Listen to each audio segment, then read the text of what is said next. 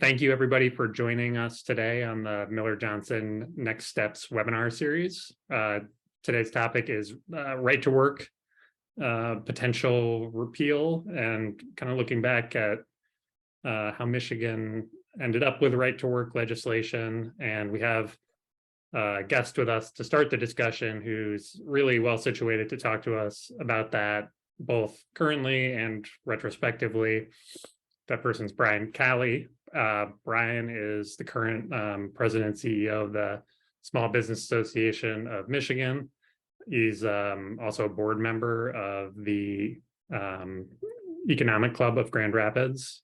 And those who follow Michigan politics will know Brian was lieutenant governor of the state of Michigan during the Snyder administration for 8 years. What a time it was to be involved. I mean, my first elected office was started in 2003 as a county commissioner in Ionia County, West Michigan, where I still live today. And it really kind of started off a time and involvement in politics and one of the most dynamic, fast-changing time periods in Michigan's history, from the cratering that happened in 2008 and 9 to the second decade of the century that was really mostly about growth.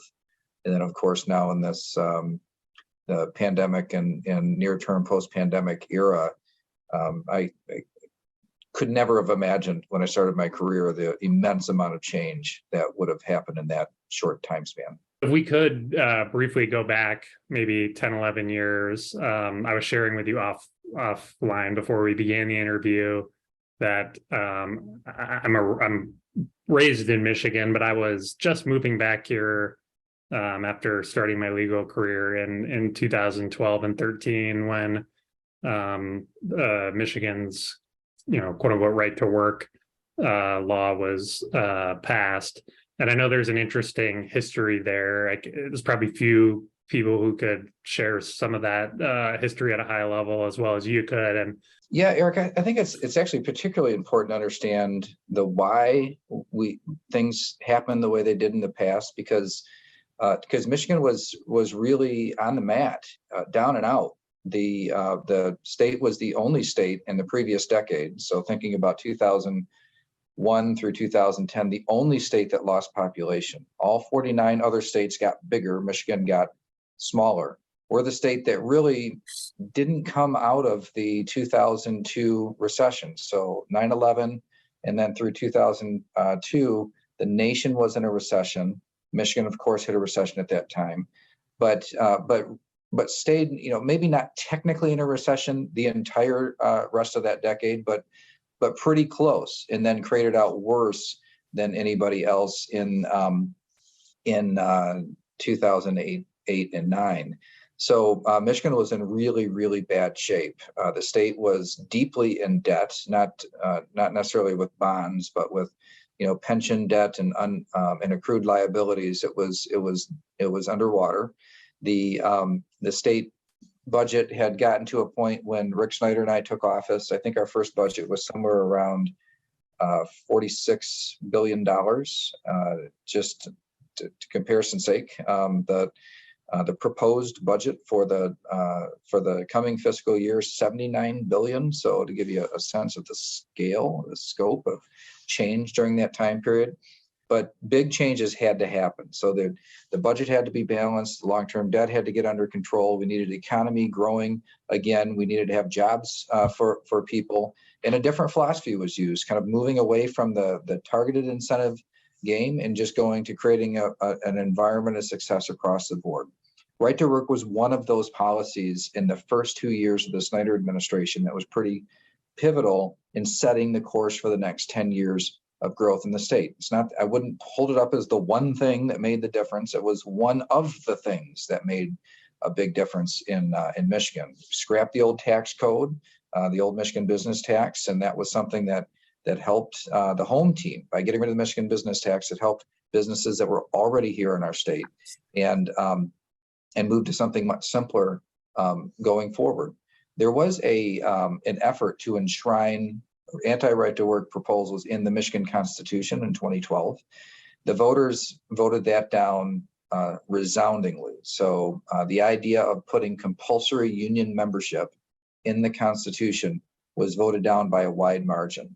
That was really the signal to the political system that the people of the state were ready to accept a right to work law. In other words, ready to make the choice on their own. They didn't want to have to join a union as a condition of employment, but rather, if anybody can organize, and if you get the votes, you got yourself a union and a local. But you can't say to any individual employee, you must join this union or else you may not have this job.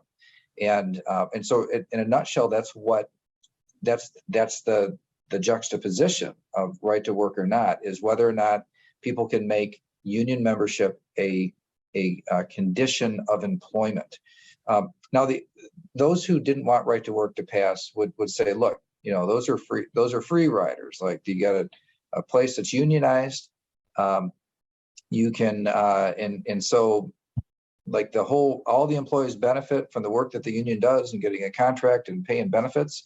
And then here you got some employees that won't join the union, and therefore they're kind of riding on the coattails of the work that the union does. And that's really the policy battle: is should the union have to earn the business of their membership, like inspire them to join and get them to proactively do it, be responsive enough to whatever their concerns are, their objections are, to win them over? Or should they be required to, because the work the union does presumably would have some benefit across the entire workforce? That's the argument. And we came down on the side of putting workers in the driver's seat, that the best way to help workers and unions, by the way, is to say that workers are in control and that unions needed to be responsive to them if they wanted to build their membership. And there's been big changes in unions. I would argue that unions are leaner and more effective today than they were before right to work.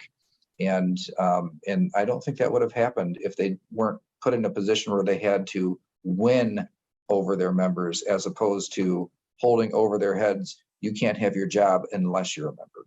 With a right to work law, I'm going to maybe oversimplify this. I'm sure my colleagues will cringe, but if I'm in a shop, and I know that's like kind of a loaded term in the labor and employment world, where I'm allowed to not associate with the union, not pay union dues, and not pay agency fees to the union for sort of administrative stuff. Let's set aside political lobbying funds and things like that.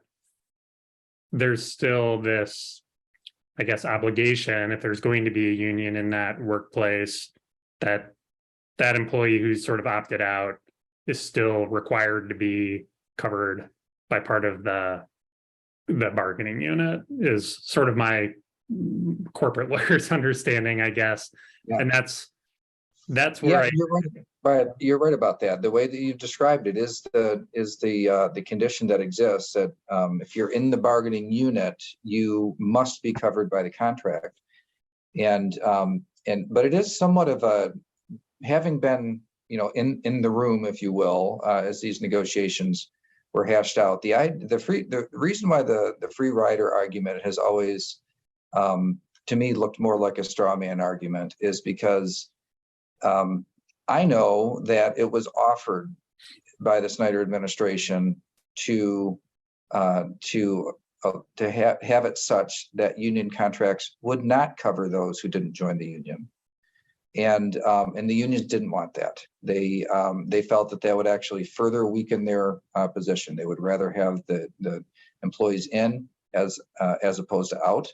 And I can't say that I know exactly why they chose, given the option, they chose the free rider option, that somebody would benefit from the union agreement. But I could imagine scenarios where people that don't join the union, if they're standout or breakout employees and they make themselves invaluable, I could see them maybe doing better than the union contract and undercutting the work. Other employees look at it and see, wow, if I was outside of the union contract and I'm just a high performer and I show up and I give 100% every day, and then I get rewarded for it. But in the union contract, I can't get rewarded for it. The union contract, I've got this ceiling and I'm treated exactly like everybody else. So I think that's really kind of the untold story out here, is that that unions were offered in 2012 the option of right to work legislation that did not require them to represent or cover under the contracts employees who choose not to pay agency fees or become members of the union. What's your sense for the last 10 years? I know you alluded to this earlier, right to work not being the only thing, but would it be inconsistent with what the state has done over the last 10 years and what I think it's still trying to do in terms of drawing employers to invest in the state to change the course on right to work? Yeah, I think it would be a pretty big mistake in terms of attracting business in. It just sends a message, and particularly foreign direct investment. The phone wasn't ringing before right to work. I mean, it was that sent a signal like we're just not even on the list at all. You say like, well, did Michigan compete and not win? No, never even made the list. Wasn't even invited to the game. I mean, that was a situation that Michigan was in before. And if you were to look at the mega credits that were paid in the previous tax code before to larger companies in Michigan, you'll see that Michigan had to pay through the nose just to keep what we had. I mean, that was just the environment here. And it was kind of like, this is a really expensive, inconvenient, difficult place to operate, but if you put up with it, we'll pay you. That was the economic development plan of the state.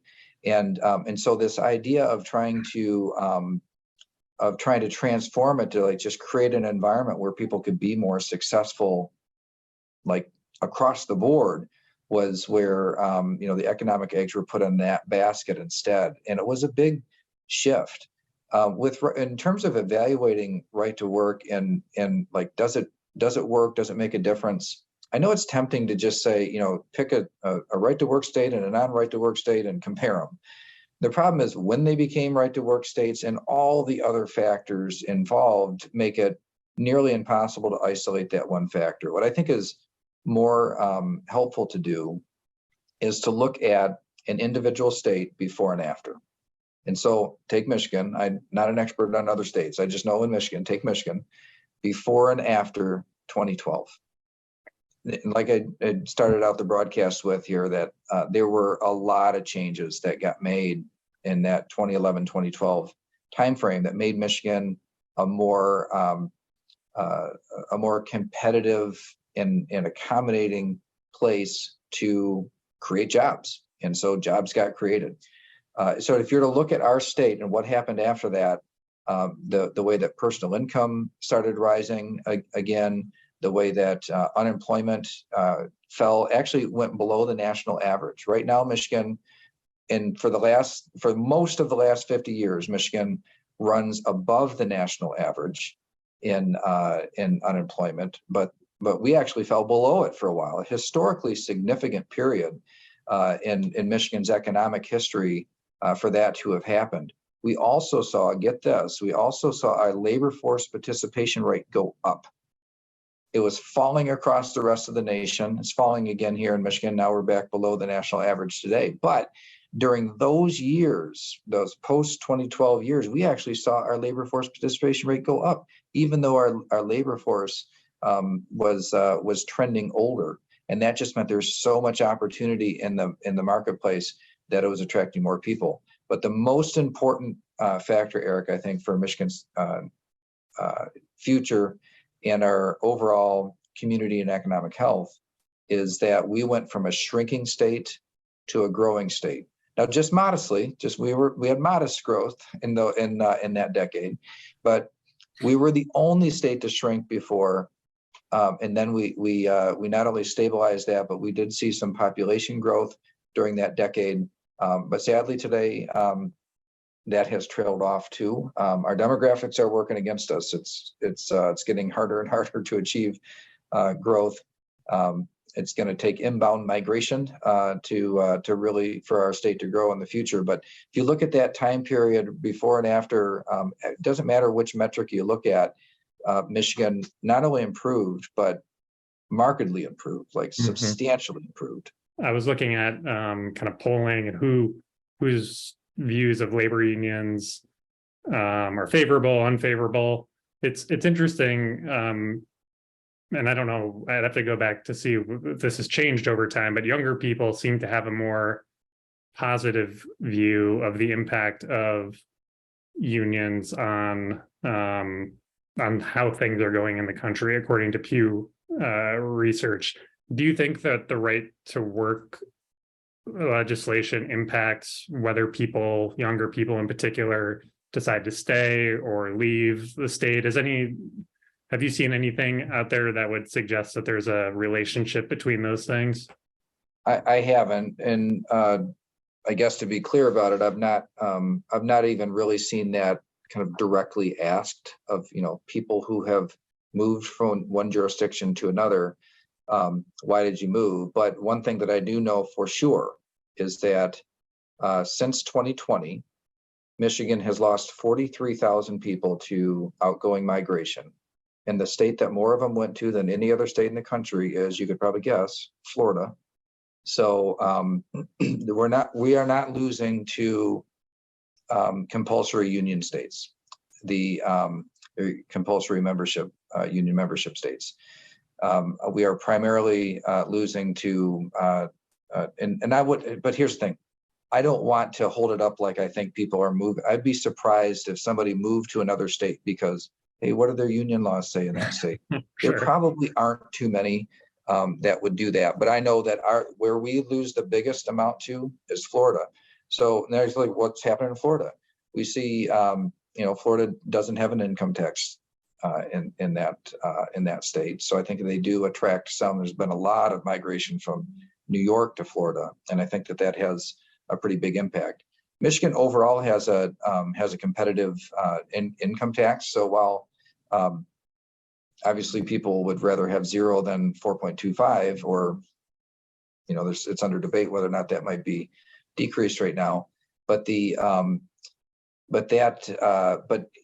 don't know that the income tax in Michigan is a huge driver, but I would say the evidence suggests that we are not primarily losing to states where union membership is compulsory as a condition of employment. There was a time period where when, especially before Detroit was was kind of on a comeback and a place where people wanted to be, where we did in the previous decade lose to Illinois, to Chicago in particular. But that was when Michigan had compulsory union membership. That was not, ironically, Eric, we had net inbound migration after right to work from Chicago.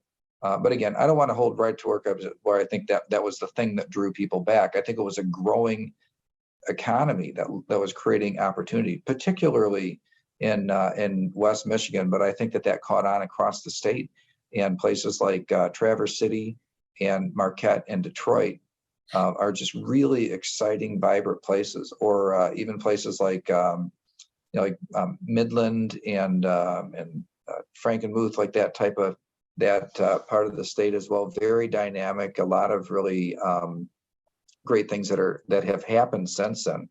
And I think that activity, positive activity, is really what attracts people. Bills have been introduced in the state legislature. It seems extraordinarily unlikely that any version of a full repeal would get 2/3 support. So even if something is passed, it wouldn't take effect, I believe, for 90 days after the end of the legislative session. So it'd be sometime in early 2024, I guess, that if this were to something changed in the law that didn't have 2/3 support in both chambers of the legislature, that the law would actually change. So there's a pretty long runway, I guess is my point, right, for discussion to happen around this. There's a lot of issues, it seems like you've alluded to a few of them that this, I think there is bipartisan support for, the earned income tax credit. I don't know if there are other things that you think are worth calling out as maybe items that the legislature might address before taking on right to work. There's a big tax reform package that it includes a bunch of things, and I think that probably will kind of flesh out around party lines because other stuff got added in. But there's but I think that there is a big thing that the state has to get done, which is the budget, and that there's been some talk of taking up right to work before the budget. I think tactically that would be a mistake for the legislature and the governor to do, because it'll just make ironing out the details in the state's budget that much more difficult. Like battle lines will be drawn. On repeal of right to work, I will be very surprised if it's not either completely or mostly along party lines. The legislature and the two chambers in the legislature and the governor have been either in Republican control or divided control since 1983. This is the first time since then that there's been the Democratic Party has had the House and the Senate and the governor's office. So this is, I think repeal of right to work will be a priority. It's been a stated priority that has been laid out there. As you had mentioned, it would take a while for it to go into effect, because when the legislature adjourns each year, sine die, or adjourn without day, or the final day of session, anything that isn't granted, quote, immediate effect takes effect 90 days after that adjournment. So it would be, into first quarter of 2024 before it take effect. Now that's really immediate effect is really only an issue in the Senate. In the House, they do it by voice vote, and Speaker, I think I heard 2/3. Like the Speaker can just declare that there's 2/3. They don't have to have actual votes on it.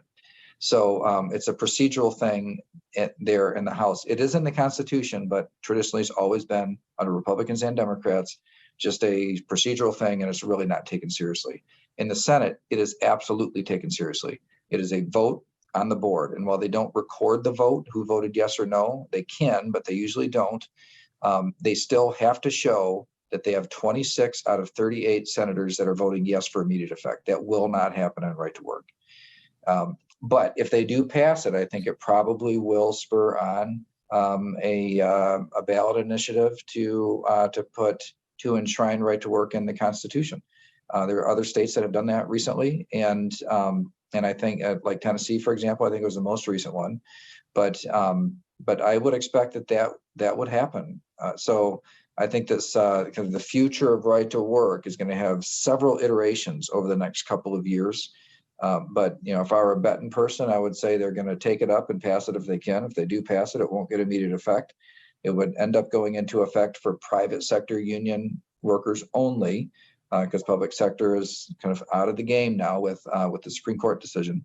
And then so between spring of 2024 and a ballot initiative at the end of 2024, potentially right to work could be repealed, and then depending on how the ballot comes out, maybe it'll be back, maybe it won't. So I think that people are going to hear a lot about right to work in the next year and a half. Do you see a compromise of any kind that realistically could come out on right to work that sort of that aligns with some of those other stated priorities by Governor Whitmer and the leaders in the legislature?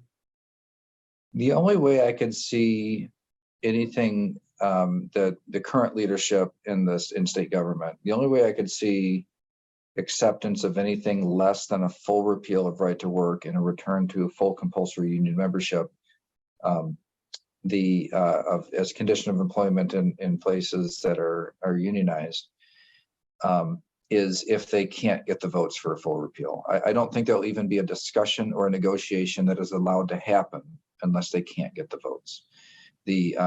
This is one of those, it's a core political issue that people on both sides of the spectrum kind of line up the way they line up. And because of that, it makes it such that there's really not a lot of debate. I mean, people are not persuadable on it.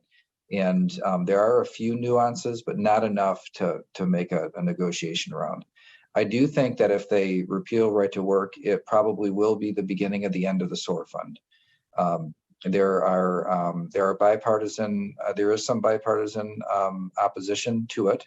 There are Republicans that don't like the idea of targeted tax incentives, and there are a lot of Democrats that don't like the idea of targeted tax incentives. This is one of those areas where people in the middle of the political spectrum on both sides of the aisle, have looked at it, even sometimes begrudgingly, saying, yeah, we might not like these things, but we got to be in it. We got to be in the game. We got to go after these deals. But I think that by becoming right to work, it takes a lot of those, especially the more moderate Republicans, are going to look at it and say, well, why would you turn up the heat just to open up the window? If you're gonna repeal right to work, then you're sending a message to the marketplace. The cost of winning business is going to get a lot higher. We're not going to get a look at as many deals as before. And I can tell you for sure, like the pipeline was empty before 2012, and it filled right up after that in terms of like people looking at Michigan. So you'll very rarely hear a company say we won't go to a state that doesn't have right to work. You just don't hear from them at all. Like you never even got to look at the deal. It just went some other place. And so I think it really puts us back in a position where those types of targeted tax incentives end up losing a lot of steam because the states kind of sent a message like we're just not in that game anymore. Before we go, I know that Small Business Association of Michigan recently did some polling of your membership, small business owners, some of which may relate to right to work, some of which may be tangential or sort of other issues. Could you give us kind of this just came out, so it was fresh information, I guess. Could you give us a little bit of an insight into what that looks like? We poll our membership once a quarter, and it's mainly looking for economic trends. So we're asking how people are doing, what's happening with wage trends and benefit trends, sales trends, biggest pain points, difficulty in hiring, all those sorts of things. So we're asking mainly just looking for trends within the small business community and what's happening. We have 31,000 members, so our membership is really, really big and representative, I think, of especially second stage businesses. So we also, from time to time, will ask them about issues, and we did that in the first survey of this year, and asking about some issues that were up on the table or likely to be up and considered this year. And right to work was one of those. Overwhelming support for leaving the law as it is today among small business owners. Not particularly surprising, but it was 74% in support and of leaving right to work, and 16% supported repealing it, and the rest were undecided.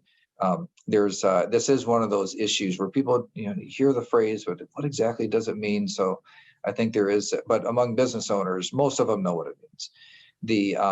And then we also asked about prevailing wage. There's been some thought of reinstatement of prevailing wage, and that was leaving the law as it is today, as opposed to reinstating prevailing wage, which requires that anybody going after a government contract pay wages that match a survey of union wages that the Department of Labor does and updates throughout the years.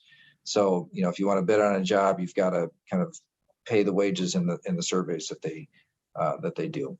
And small business owners did not support going back to that as well. Most small businesses really don't segment the work that that people do. So it's like if you got a construction contract to build a building at a school, for example. Well, you'll have people that are doing some framing and maybe some finished carpentry as well. Whereas when there's prevailing wage, everything has to be segmented because there's a different wage for different functions.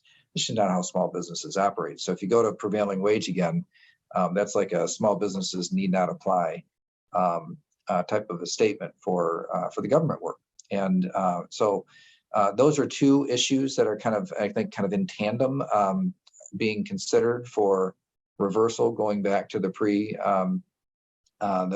pre-Snyder administration days in terms of those policies that are likely to be up, and I expect that they will be part of the process throughout this year, and we'll just have to see how it turns out. We are very grateful to you, Brian, for making yourself available, making your time available to us, having a thoughtful discussion, because that's, I think lawyers would say, process is important, and talking about issues probably leads to a better result. So hopefully we can have some good faith discussion in Lansing on a lot of these issues and get to a spot that, is good for the state, sends the right signals to others, and help support Michigan families and workers as well. I think we can do all those things if we kind of work together. But I know you're one of the people who would kind of take that approach, and hopefully we'll have some others at the table who